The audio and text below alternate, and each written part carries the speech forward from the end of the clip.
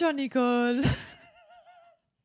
I made Nikki watch the Pink Panther the other night, and she has officially been Initiated into the Pink Panther way of life, which is limitless and never ends. Never ends. Every day is a Pink Panther opportunity for a Pink Panther reference. It's the gift that keeps on giving. Truly. Just like life itself. All right, folks. Welcome in to the Out of Our Minds podcast. You're hanging out with your girls, Nikki and Bella here. And today's episode discussion is inspired by one of our wonderful Omies, a true OG named Alex. Shout out, Alex. She's the best. And she gave us a fantastic idea for an episode discussion all around getting past the procrastination-perfectionism cycle. And basically the experience of that loop where you want something to be so good, but it's kind of overwhelming. And then you procrastinate and don't start. And the expectations are high. It takes a lot of time and effort, all the things. And that feeling of potentially letting yourself down for something not being good enough, and clearly tying your worth into your work and the external metrics of validation and worth and all those things. So that is kind of the general idea of this conversation. We feel like there's so many different beautiful angles to touch on here and to really bring some nuance and layers to this conversation, because procrastination and perfectionism have many wonderful little root causes and dynamics that could be playing into it. And when you are bringing so much consciousness and awareness to your work, anytime you face that flavor of resistance or procrastination or whatever it might be, it's usually an invitation to explore something else, create a shift, or tend to a certain relationship that you have with said action.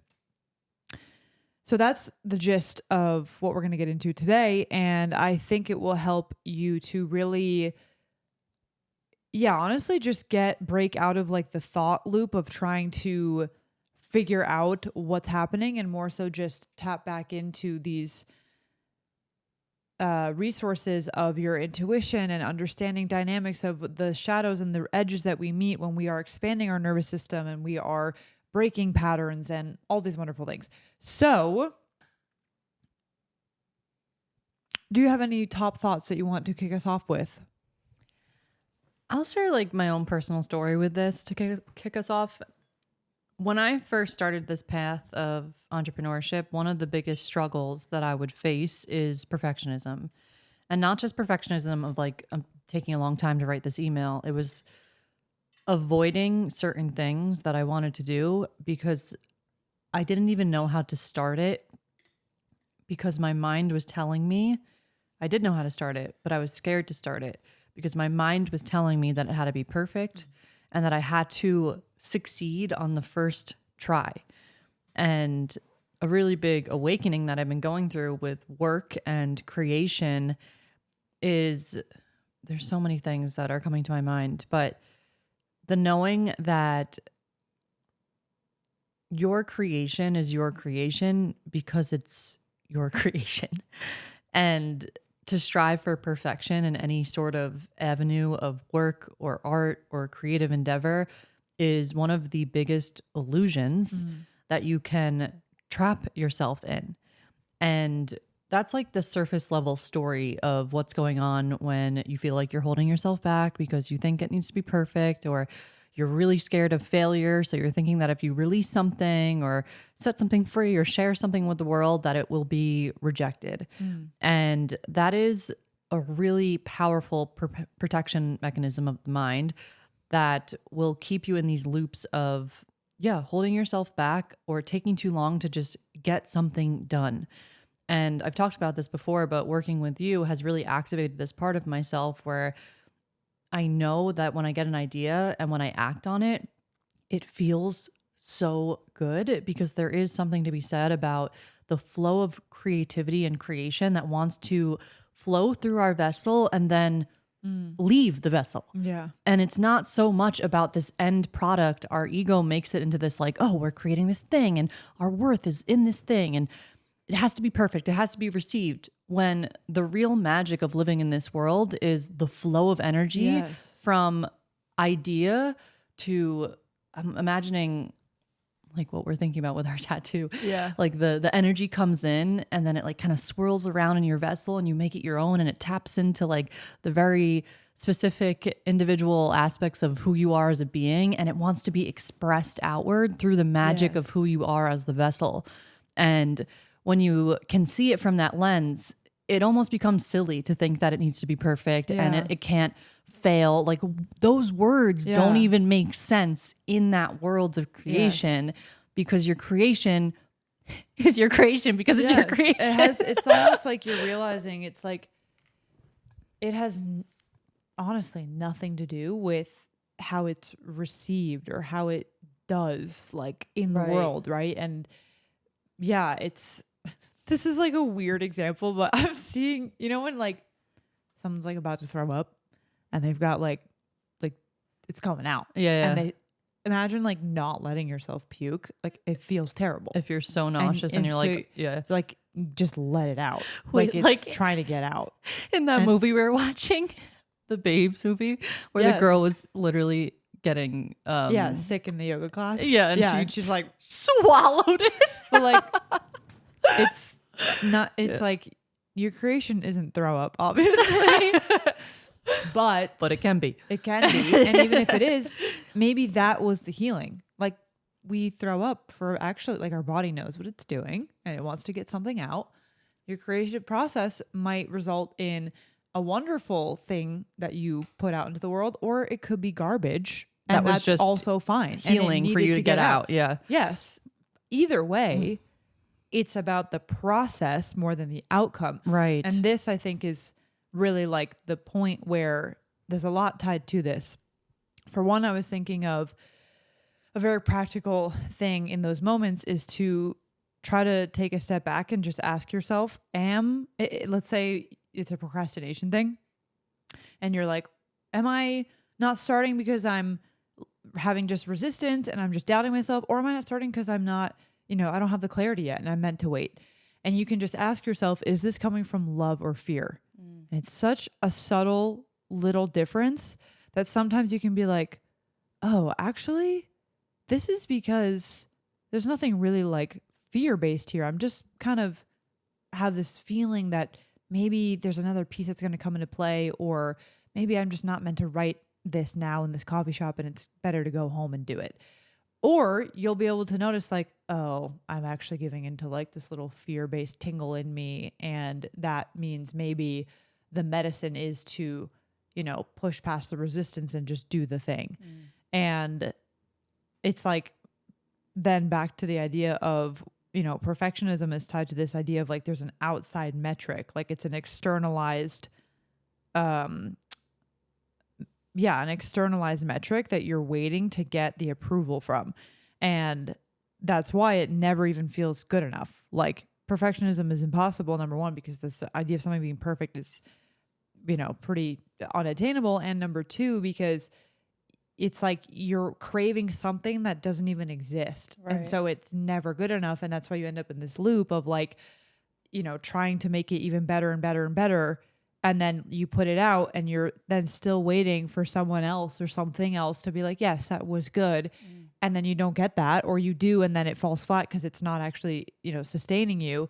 And it's like that indication of like the deeper level that is tying your process and your creations to an outside validation or how something goes. And that is like the quickest fast track to just like a perpetual procrastination and fear of just starting the thing.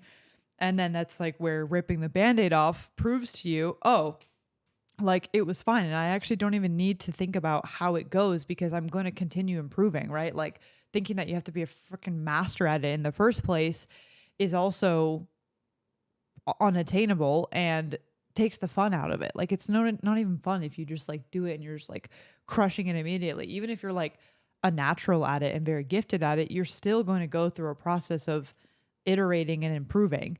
So yeah, I definitely think that kind of encapsulate this, like, is it coming from love or fear? And how can you explore those dynamics coming up within yourself more to understand what that reason is, because we can basically like override a feeling that is actually divinely guiding us to wait to start, or we give into just an ego mind trick that is getting us to not do something we're really meant to do. It's beautiful to think about why we're here. And I know I mentioned this in the car, but I want to say it here. I've been reading a book that is channeled by ETs, and they are discussing why we're here. And it's literally to create. Yeah. And to play with your consciousness as the paintbrush to creation. And we're here to experience and to play. And there is so much conditioning around output and like making something, because we live in this society where we are programmed to believe that you must have a certain amount of output to survive, or you must create this thing to make this money and then you can go buy food. And what we're inviting you guys into is a completely new paradigm of creation, just for the pure love of creation. And when you're playing in this lane, everything else with the procrastination and identifying with the work itself begins to dissolve. And it's an ever evolving journey because of how deep this conditioning goes. Yeah. But when you are in your lane creating something and it feels so good to you, tune in to the feelings that you feel through the process and remember that. Because then the next time you have an idea to create something, you're not so focused on just the end goal. Yeah. And you're recognizing that there's this flow that you activate through the state of creation that feels so freaking good. It's expansive, it's healing, it taps you into the truth of who you are. And if you do have an idea of something that you want to make and you know that there's this vision of it like reaching a big audience or helping many people, maybe the path to that is just unapologetically leaning into your specific lane of creation and just letting it freaking rip. Yeah. And it's not about perfecting it. It's about just letting your creations come out the way that they want to come out. Yeah. Yeah. And what's interesting is actually, it's basically this, I mean, a lot of this is so rooted in talking about how this old paradigm way was like, we were all working and hustling because we think that we had to. And it was like, okay, you have to do this to make money and survive, and what you were saying. And the thing is, like, the actions themselves are freaking neutral until you put the reason in them. So this is why it's like you'll hear dancers talk about how when they were training professionally in dance, it lost its magic and they felt like they were just being shoved into this box of how to dance, and then they like lost the enjoyment of it. The dance, there's nothing ever wrong with the dancing. There's nothing wrong with the dancing. It was about the energy behind the dance. And then later, years down the line, they reclaim it for themselves and they remember why they're doing it. And someone else who is in a state of viewing dance as this chore and as this, God, like you must really be going through it if you think you have to go to dance class. And then the other person's like, no, dude, I'm just dancing. I just like it. And that's where it's all about like what you're putting into it, so you can like neutralize that thing and remember like, okay, this thing could be yay or nay, could be like helping me or hurting me, whatever. Okay, let me just bring into it the energy that I would like. And that's what this opportunity is, of every point of contact that you have with this world of creation is an opportunity to inject the energy that you want into it. And I think that's why it's so beautiful sometimes to like almost go to like the opposite side of the spectrum, to like break away from a typical way of doing something, like with the dance example, like taking a break for a couple of years from like this practice or however long the span of time is, and then come back to it with this fresh energy, and it will be completely different. But you can also obviously create that shift like in a moment through just this work of consciousness and healing and reframing and all of that. And yeah, I think that's what brings this like slight shift in when you're sitting at the computer and you're like feeling the clunkiness to tap in and be like, okay, how would I be doing this if I was truly just like getting to do it because it was for fun? Because it's all for fun. It's literally all for fun. Like one of my favorite Alan Watts quotes is it's like, it's one of those meaning of life quotes, yada, yada, yada. And it says something along the lines of, you know, instead of thinking about it as work, realize that it is play. And how like much we have this association with the word work, that's what we're kind of like disentangling and we're like brushing off to be like, okay, like at the end of the day, energy is defined as the ability to do work. Okay. We're talking about energetics and stuff. Like it's all like part of this process that we can like do work. But the work word is we're breaking it away from the old symbolism of the old paradigm and we're putting it into the joy of creation. So it's like, think about those little associations that you have, and those are building your world through like symbols and identity and beliefs of how you approach the thing itself. I'm thinking about some of the stuff that we do in our business, and I want to kind of introduce these concepts of the masculine and feminine with this flow. Yes. And the feminine is the creativity. It's the ideas. It's the energy that wants to move.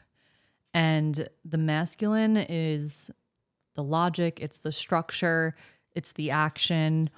And you need a healthy balance of both of those. Not to say that they need to be 50-50. Sometimes you can be way more in your feminine than in your masculine and vice versa, as long as you find your balance of what works for you. Yeah.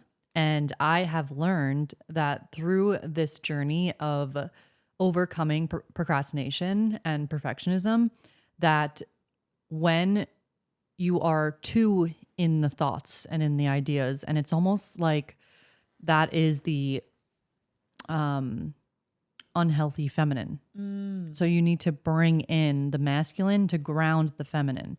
So when you are in that uneven balance of the feminine, that's like perfectionism, your ideas, your thoughts, your creativity, it turns almost into its own ego. Yeah. So in order to balance that, you want to bring in the masculine that takes away the charge of the creations, and it sets up a structure of like, okay, you have this idea to create something. Let's bring in some masculine here to get it out. Just get it out of your system. No longer identify with it. It's just an energy that wants to flow. It's magic that wants to be created. And for me, bringing in a masculine structure always helps me tap into that. And there are certain ways that I do this through like morning routines and structure with my rituals and habits. And someone may look at that and be like, you don't need that. But like, yeah, you don't need that. But then for me, it's like I'm on my journey of tapping into a more reclaimed sense of my feminine that can flow safely. Because if I just let myself flow and let myself be in creativity and flow, and yes, this is amazing, I'm just going to create whenever I want to, my ego takes a hold of that, and all of a sudden there's like an imbalance. So find your perfect match of maybe now when you're playing around with your creativity and your flow, there is this desire for the masculine to come in and create a structure that can actually hold that energy. Yeah. And you can imagine that there's like a bunch of living animals that are on like this prairie. The masculine would be bringing in a structure and like creating a fence for those animals to have a home to run around in, where you can just let them free, and then you know that there's a place for them to feel safe, for them to just be. And when you create these structures in your life, I find that there's more creativity that comes. Yeah. So setting deadlines and these structures of accountability with yourself from an imbalanced masculine, that can feel like, I don't want to do that. That's discipline and you should be doing this. But there actually is a really beautiful balance of bringing in, I like the word devotion better. I find it has a softer tone to it. But discipline, I heard a quote once from the Open app. It's not what you want right now. Discipline is what you want in the future. I'm botching that. I made a TikTok once on this because I was reading a quote from the Open app. Yeah, so it's pretty much putting aside what you want in the immediate now and thinking about the long-term desire of a creation or doing something. And I have found that procrastination and letting the ego kind of take control, there's an antidote to that to bring in the masculine. Think about, again, how you would parent a child. If a kid is running free and they're all like, how do I describe this in a way that wouldn't be just like, oh no, just let the kid run free. Yeah, maybe a kid that is going through the process of like feeling their emotions and they're like, this really wouldn't happen because kids are more intuitive. But if you could imagine someone being like stuck in the emotions, let's just picture an adult stuck in the emotions and they're feeling it all. Sometimes they need like a masculine structure to hold that emotion so that they can just express that and then feel safe to like sink into the beingness of who they are. So yeah, I wanted to add that in here, that there is a really beautiful conversation around this balance of the masculine and feminine. And there is a way to add structure into your creative ventures that allow that energy to flow. Yeah. Something really practical that I've found to be helpful for myself and other people is in your human design body graph with the root energy center, there's like a really helpful way to figure out what type of like deadlines and pressure works for you. And for the most part, when you have a defined colored in root, it's the center at the bottom that's a square. When that's colored in, you will probably respond better to deadlines in the sense that it's almost like this healthy version of procrastination where the presence of a deadline revs your engine, because that is literally a motor center, to get things into gear. And so it's like maybe you're not procrastinating, maybe you're actually getting closer to the peak of the energy, and then you go all in and you work on it. And again, these are all things that like go back to the beginning of the episode where it's like, is this coming from love or fear? And that's where sometimes I, as a defined root, I'm like, oh, I actually like the feeling of the deadline is getting closer. And I'm like, okay, time to tap in. Like I'm feeling revved up and ready to go. And then I'll like get the work done and it'll feel really good. Obviously there can be a shadow expression of that where it's like too last minute and then I'm like in chaos mode. And I think that the only way to do good work is to be in a rush. Like you don't want to be in that mode, but like you'll discover that. On the other hand, if you have the open root, it's basically like an idea of strike while the iron is hot from within you, where when you're feeling the surge of energy, like ride that wave, because you might not always have the built-in like motor function that's like pushing you to get things going and get things moving. And so when you are feeling like the surge of energy, like use that and let that guide you to like getting things done, hitting the quote unquote deadline or whatever it might be.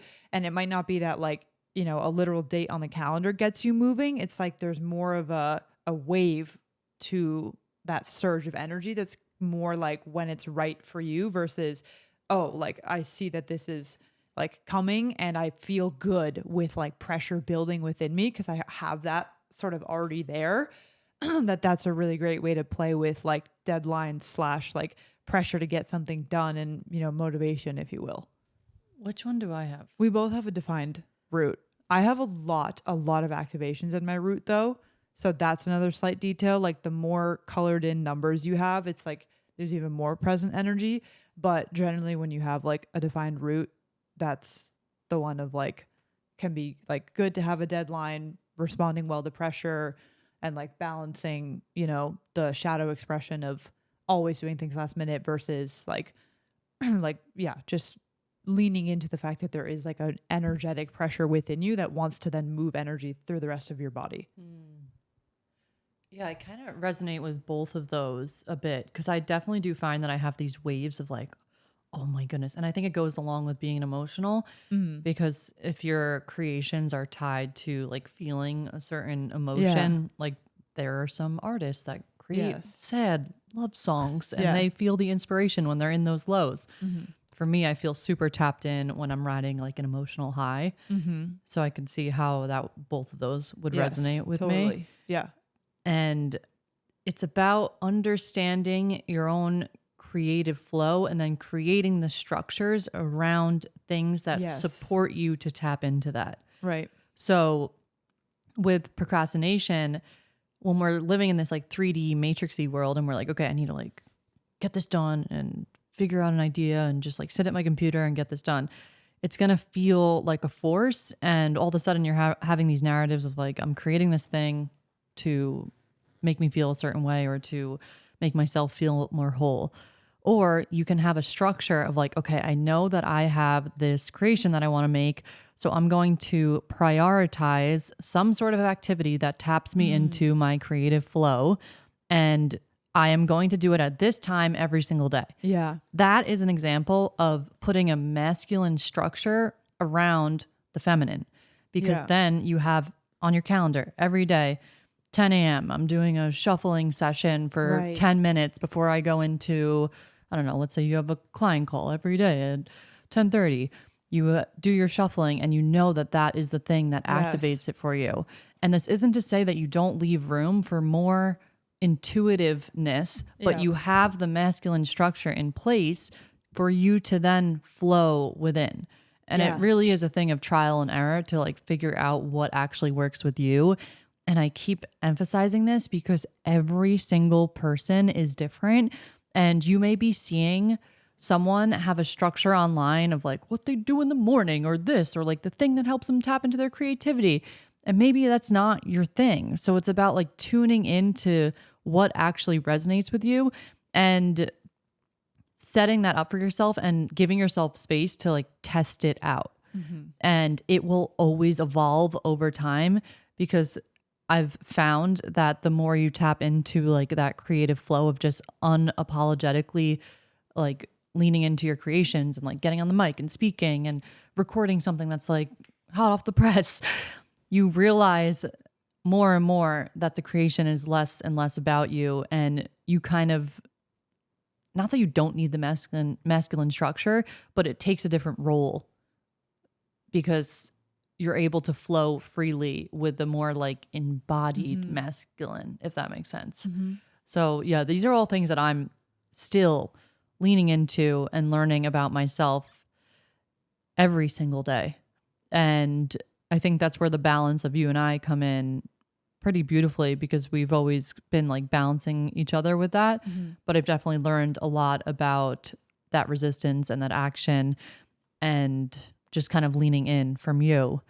But I do want to share also that subconscious healing has been like a really pivotal part in me actually being able to take action without overthinking things or holding myself back. Because underneath the procrastination or underneath the self-sabotage is what I was saying before, a protection mechanism. Yeah. And when you identify who you are on a soul level as someone who is not complete and whole in this very moment, and I want you guys to like feel into the truth of this. We are these divine beings that are literally beings of light. And this is a term that keeps coming through as I'm reading more and more about ETs and these other species that exist in these other worlds and realities and dimensions. We are beings of light that have forgotten that we are beings of light. And there's so much conditioning and programming around us not being whole and complete right here in this very moment. And we think that we need to complete X, Y, and Z in order to then take that big, deep exhale and feel complete and whole with who we are. And when you just start to tune into the procrastination and the self-sabotage and all the things that you feel like are the blocks to your creative ventures, these are literally the avenues that are showing you what your mind is programmed to perceive about yourself. And you can start to play around with where is it that I'm identifying myself as something less than what I know to be who I am on a soul level. And your creations are your biggest avenue of healing because they will always mirror back to you your deepest beliefs about yourself. And that is why the path of creativity is so expansive and it shifts you into a completely different being, because as you go down that venture, you're starting to recognize, like if you guys are listening to this episode, I'm sure that you have bumped up against procrastination or perfectionism, but that is literally the avenue where your soul is telling you to look at some sort of false identity that you've been carrying around, where you can just feel into the wholeness of like, do I want to carry this belief around anymore? And is there freedom in letting this go? Is this absolute truth that I'm going to somehow become more of a complete, whole, conscious light being through creating this project or getting a certain amount of sales on a freaking yoga class that I posted online? Like, no. Right. And this is all an illusion of the 3D. And when you recognize the infinite being that you are, the creation, you become the paintbrush for that creation to flow through. And I share all of this because this message is coming through my own channel right now for a divine reason, for my own remembering. And I just want you guys to know that you're not alone with feeling frustrated around like, why can't I just fucking do this thing? Or what's holding me back from doing this? There's so much conditioning and so much programming that we are all moving through that is here to divinely help us in our evolution and to expand, and just be so gentle with yourself and so compassionate and so loving as you work towards unwinding these really limiting perceptions about who you are as a being. And just remember that you are pure light and you're pure consciousness that came here to literally play and create. And when you're bumping up against those points of resistance, it's just pointing you inward because your soul's knocking on your door being like, hey, you're ready to actually unleash more of this wholeness of who you are. And it's going to come through in this creation even more when we just surrender and let ourselves fucking let it rip. That's like something that just keeps coming through. Let it rip. Let it fucking rip. Yeah. And I'm actually getting so excited talking about this because our theme in November in the Quantum Creator Mastermind is all about shortening the gap between intuition and action. And it's going to be so fun because it's really this way to accept that like you will inevitably make mistakes and something will probably be out of alignment. Some things will be in alignment. Some things will feel great. Some things won't.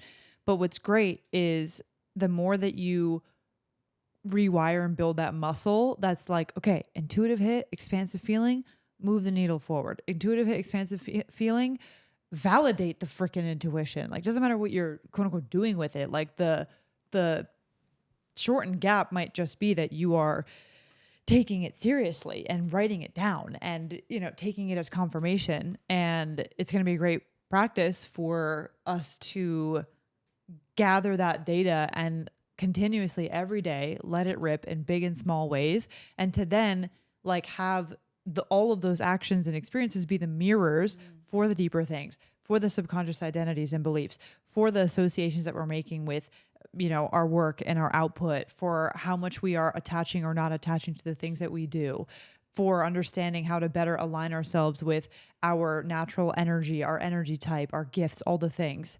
And that concept of shortening the gap, I think, is so powerful because it's like if you let yourself do that, even just for a little bit, you'll figure out then what is the correct gap for you. Because some people's gap is meant to be a little wider or longer or different than another person's gap.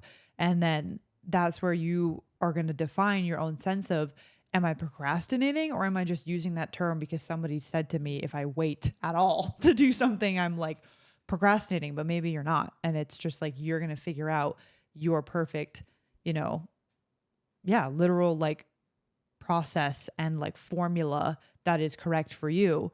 And yeah, I think that's where like that gets you to get excited about the play and like the detachment and like it's an experiment. Like it doesn't have to be perfect. Like that's the piece where we attach ourselves to the outcome of like, oh, I'm shortening the gap from intuition to action so that I can then be more successful immediately. It's like, that's still like an attachment on the outside, which yes, could be. It could be like taking yourself to the grocery store feels good for a reason because you like went and did a thing and it's like, yes, this feels good. But it's like, you're not doing it because of like, oh, I'm going to get applause because I made it to the grocery store. Like the applause is for you inside. And that's what feels good.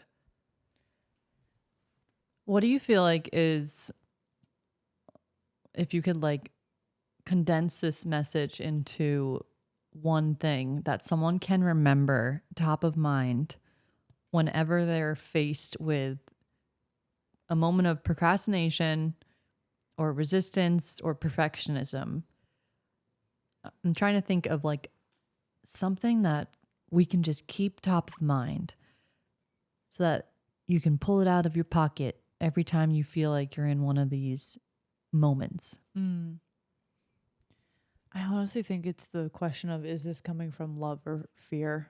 Because, and if that statement itself is a bit confusing, I would encourage you to dabble into A Course in Miracles or A Course in Miracles Made Easy, because it breaks down what exactly that difference is. But Return to love too. yes. And I feel like that is always such a powerful check, because it helps you to just subtly understand, quote unquote, where it's coming from, or like the flavor of this procrastination situation or perfectionism, and training yourself to have that awareness on top of what you're doing, I think can really, it just kind of encapsulates all of these things, because then it's personal. Like, there's all different forms of love and fear, and they're all different depending on our, experiences and perception and intuition. So yeah, I would say just come back to asking yourself, is this coming from love or fear? I actually had one drop in as you were speaking. Whenever you're dealing with that procrastination or feeling like you're holding yourself back, remember your why. Remember your why, because this will give you extreme clarity around the initial intention of why you are even creating what you're creating. And this isn't to say it always has to be some like deep purpose, mission related why of like saving the planet. Sometimes the why is just to create and get something out that wants to be let out. And that is a beautiful reminder for when you need to remember why it is you're doing what you're doing, so you can just freaking go. Right. And then sometimes the why actually is about shifting the collective consciousness and remembering the mission and the purpose that is in your heart. And it immediately takes you out of the egoic perspective of like, oh, this is about me and I'm going to get something out of this. No, maybe it actually in that moment, it's not about you at all. And maybe sometimes it is. Yeah. And when you remember that why, everything else gets very, very clear. And if you don't know the why, then maybe that's a why in and of itself. Yeah, you're just here There's to no explore why. and figure it out. Yeah. Just like, I don't know, just want to see what happens. Yeah. Let it rip. Yeah. It's so funny. This is like randomly reminded me of, I was watching an episode of Kill Tony. For those who don't know, Kill Tony is like this amazing comedy show that happens live out of Austin with this comedian named Tony Hinchcliffe. And it's basically like a show where comedians like put their name in a hat and then they get picked out and they do 1 minute on stage and then all these comedians roast them. It's so good. Anyway, this girl was up there and they asked her like, oh, like how long have you been doing comedy? Like what made you get into comedy? And she like said how long, and then she was like, I like the attention. And they were like, honestly, like that is like, yeah, own it. Like no one ever says that. No one ever just owns up to that. And it just was this moment of like, honestly, that could just be her path, is to just be like, I like the feeling of being on stage and people looking at me and clapping. And it was like almost so neutral that I was like, weirdly enough, I can see that for her. And then she'll just continue to explore and maybe it will be satisfying. Maybe it won't. But it was like, that's her why. That gets her on stage. That like gets her to go up and do the thing. And then sure, maybe it'll evolve or not. But like maybe it literally could be that why in this moment, whatever it is, like is the thing to like get you through the door. And then you'll maybe iterate or pick up on a different why if you need to. But like it can be as simple as like, I don't know, it just feels good right now. I just want to put this out and see if people like it. Okay, great, do it. And then keep going. Well, that's how most journeys I feel like do start, especially when you're shifting from old paradigm to new paradigm. You start with just following that initial spark. Yeah. And usually it stems from something in that arena. And I do think there is a moment, or maybe there's not for this particular person, of reflection and evolution of deepening the why, where you understand that, oh, okay, that was my ego's interpretation of what brought me to this moment. But I personally believe that there always is like a soul reason as to why we're being driven into certain lanes or areas of life. And Yeah, that is interesting to think about, because sometimes that is just what's intriguing someone. Yeah. And Well, also it's like maybe her soul's way of getting her to be a gift for others is through internal means. that's Where like, what I'm saying. Like, there's a deeper soul reason, but the yes. ego's interpretation of it is just like, this is what I like. But if you were to explore it deeper and like do like a human design reading, it'd be like, no, like your soul is actually in its magnetism and its gifts Right. when you are focusing on being on stage and giving your gifts of Right. laughter or Yes. whatever. Yeah. Yeah. And it's like, yeah, I think point being, it's just like, again, that can even be a cause of like where you're bringing in like the shoulds and outside noise of how we are meant to do a thing. And that like taints the energy of how we do it rather than just like owning your process and your way of doing it. And then that will give you the freedom to let go of all the expectations, let go of how you should or should not do it, and to just be there and do it. Beautiful. All right, guys. Okay, so that is going to bring us to the end of this beautiful episode. I do want to summarize this with 2 key points of what Bella and I just mentioned. Remember your why and really tap into that inner knowing if the procrastination and the perfectionism or any sort of block that you're dealing with is coming from fear or love. And just keep these 2 questions top of mind for yourself. And always return home to the truth of the wholeness of who you are, and you will feel the immediate why as to why it is you are creating the thing. And sometimes we just need that little micro moment of remembering that. So reach out to us. Let us know how this landed for you guys. We would love to hear from you. And I do want to add in here that we have a really epic theme for the mastermind, which is a part of our community membership. It's the top tier. It is for spiritual entrepreneurs. And one of the themes that we are diving into next month, November, is going to be shortening the gap between your intuitive hit, your idea, and the action. And we are going to work with this theme all month long. It's going to be fucking amazing. We have some themes, some trainings that are going to be in the vault that you can watch. And then we're going to be meeting for our 2-hour mastermind. And you're going to be working on this throughout the month. We're going to be chatting about it in the group chat. So definitely check that out if you're interested. And we also do have the 2 other tiers that you can explore as well. So thank you guys so much for listening. We love you so much. And we'll see you on the next episode. Bye.